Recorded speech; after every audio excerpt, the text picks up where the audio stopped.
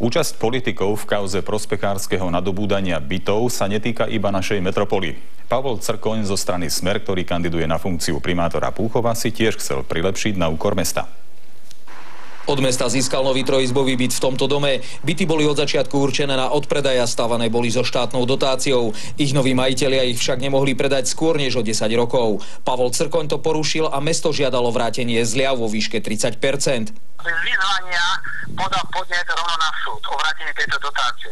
Keď sa zistilo, že pán Crkoň neoprávnene odpredal byt, na ktoré boli mestom Púchov poskytnuté veľké zľavy, vyzvalo ho mesto, aby vrátil finančné prostriedky, čož odmietol. Keď ho mesto pre porušenie zľav žalovalo na súde, tvrdil, že zľavy boli osobitý benefit.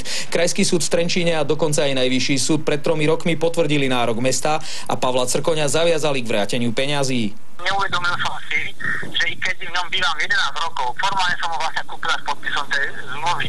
Záväzok stanovený v zmluve odporca porušil a tým mu vznikla povinnosť vrátiť navrhovateľovi nesplatenú časť ceny bytu, ktorú Krajský súd vyčíslil na 209 356 korún. Mesto Púchov nakoniec dostalo peniaze späť v exekúcii, pritom kandidát silnej štvorkoalície Pavol Crkoň je sám exekútor. Z Púchova Michal Bujna, televízia Markíza.